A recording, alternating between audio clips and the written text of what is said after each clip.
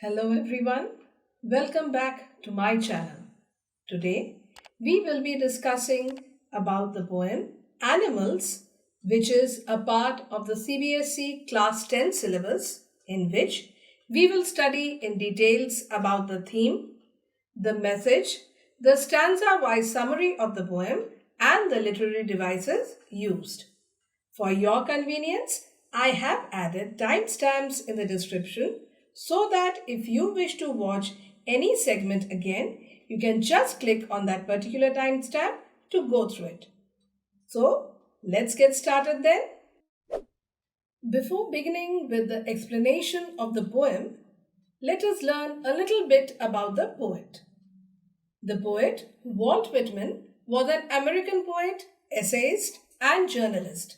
A humanist by nature, he was a part of the transition between transcendentalism and realism, incorporating both views in his works. He is among the most influential poets in the American canon, often called the father of free verse. His poetic style may be best described as innovative and unconventional.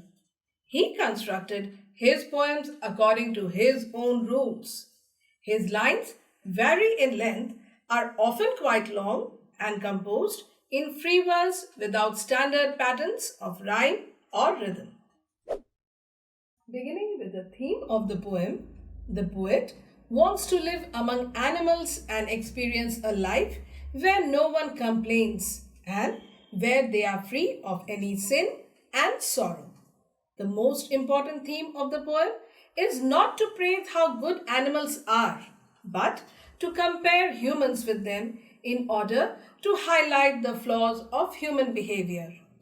The poet feels more at home with the animals than humans, whom he finds complicated and false. The message of the poem is that the poet wants to convey that man should live a happy, contented, and peaceful life like the animals. He should not indulge in amassing wealth. It will make him selfish, greedy, commit sins, repent for his behavior and follies, and ultimately spend sleepless nights. Beginning with a stanza-wise summary of the poem, let us begin with stanza 1.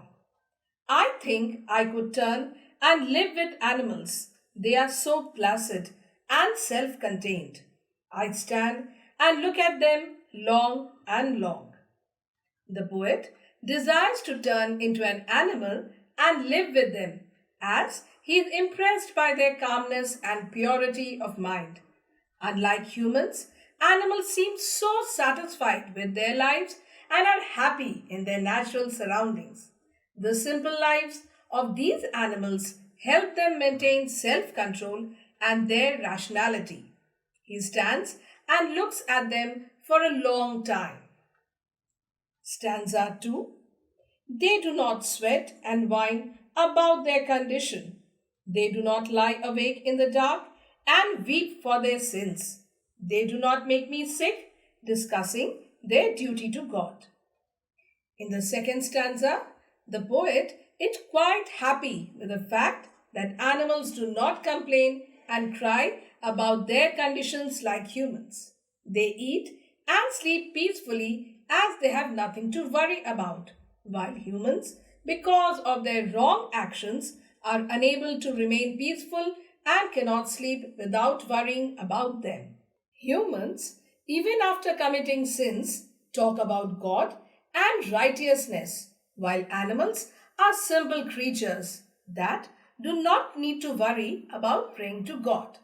The poet here means that since animals are so pure, they do not pray to God for forgiveness or ask God to fulfill their desires like humans.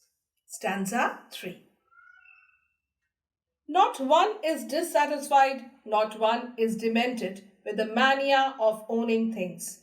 Not one kneels to another, nor to his kind that lived thousands of years ago. Not one is respectable or unhappy over the whole earth.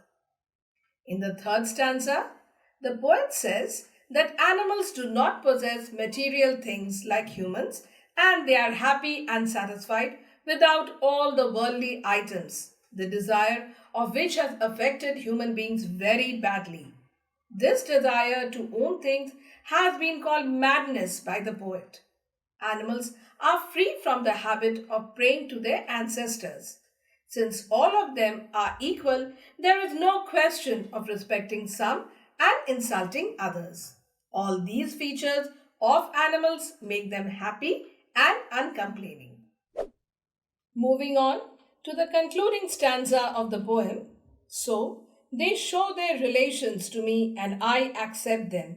They bring me tokens of myself. They evince them plainly in their possession. I wonder where they got those tokens. Did I pass that way huge times ago and negligently drop them? In the concluding stanza, the poet feels that animals represent human beings in some way.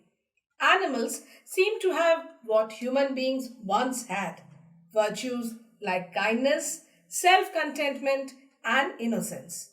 They symbolize the lost values of the human race. He believes that civilization has corrupted human beings and instead of teaching values to them, it has only taught them greed. He feels that human beings have lost these virtues long ago and have forgotten about them. Let us now discuss about the poetic devices used in the poem. First of all, personification. Children, you will notice that the poem has uniform personification where animals are given the qualities of human beings. The rhyme scheme. There is no rhyme scheme in particular in this poem. The poem is in free verse. The third device is alliteration. Examples of alliteration in the poem. They do not make me sick, where the letter M is stressed in both make as well as me.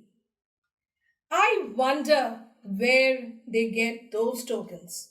In this line, there are two examples. One where the alphabet W is repeated in wonder and where, and alphabet T which is repeated in those and tokens. Lastly, we have repetition. Examples, long and long. They do not. Again, the word not is repeated in not one. With this, we come to the end of today's video. Children, some of you have requested for notes and questions and answers related to the chapters that I explain in my channel. You'll be glad to know that I have begun with my online English coaching classes, and anyone who wishes to get detailed notes of the chapters and poems is welcome to join.